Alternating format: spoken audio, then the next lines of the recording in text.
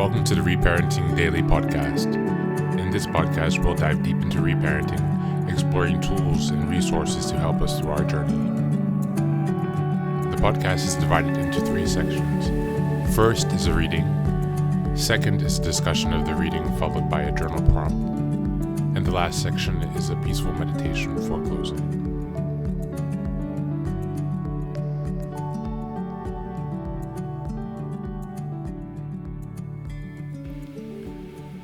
Good morning, good afternoon, and good evening.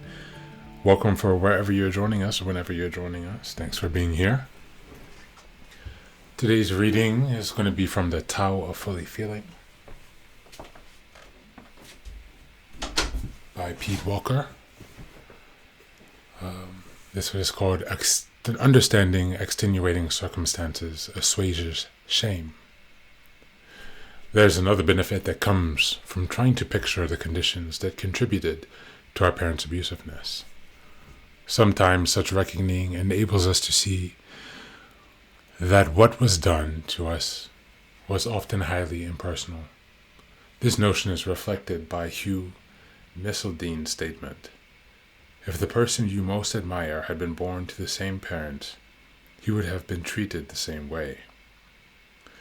Our parents' mistreatment of us was not a response to some essential flaw or badness in us, but rather another awful example of how human beings ignorantly repeat the past when they haven't learned from it. Even if we had been supernaturally perfect in every way, we would still have suffered from our parents' blind repays of their own childhood tragedies.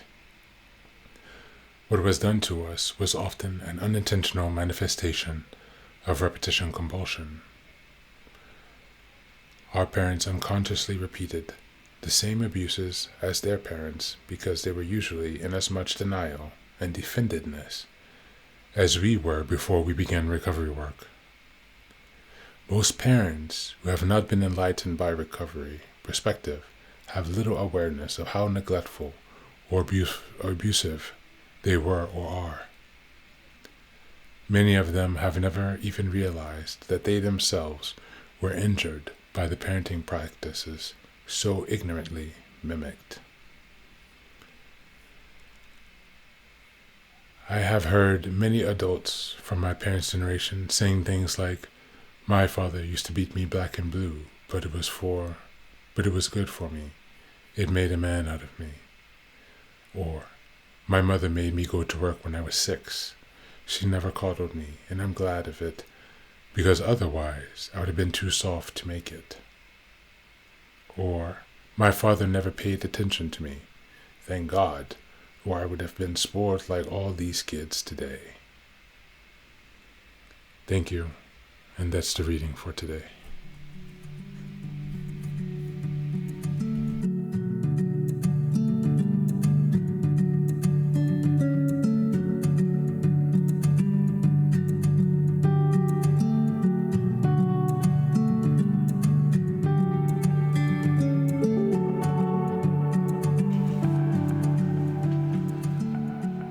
Welcome back, guys. So this is a very interesting reading.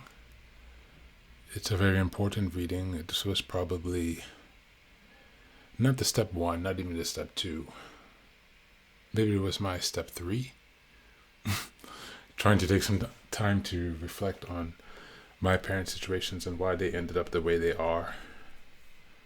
It's tricky because when you start this course, you start to take on some of the responsibilities that you have for your parents and their life situations. So when we start this work of trying to develop compassion and understanding for our parents, our grandparents, and our family lineages, we have to do this while not losing the sense of compassion that we're developing for ourselves. That's just just freshly budgeting sense of self-compassion. Because by focusing so much on this, it's very easy to overlook our own pain and say, well, it was also theirs, and yes, but it's also ours. Again, start to focus from yourself, right? That's where we must first start. At the same time, gaining that understanding that it is not personal removes the shame. Understanding that it is simply a pattern that they were stuck in unconsciously removes the shame. It helps to redeem some of your self-worth, some of the self-hate even. It helps you to, dare I say, accept the situation as what it is. I think making it less personal definitely has helped me to work towards acceptance. I won't say accept the situation because I don't know if I'm 100% there yet, but I'm getting there. I know the direction. I understand the importance of it. And taking the time to understand my parents' situation and how they got to how they are is something that was very important to do. And so today what I would suggest is that we reflect on our parents' situations, on their life journeys, their childhoods that brought them to this place, to be the people that they are. They didn't have the information they needed to change. Maybe it wasn't available. Maybe they didn't look for it. Maybe they were just doing the best they can. But it's important that we still hold on to compassion for ourselves throughout this journey. Every step of the journey, we must focus on compassion for ourselves. We might also want to think about and journal today about how can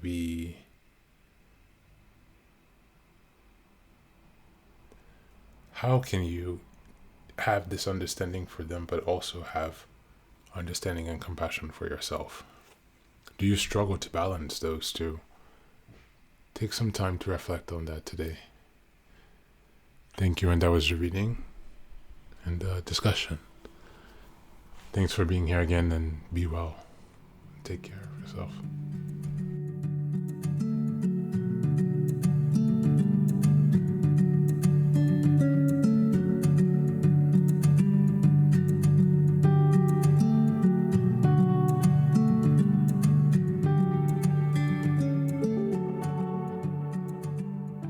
And now, let us move on to the final section, the meditation. This is an unguided meditation. I will simply provide some music and you can take some time to relax.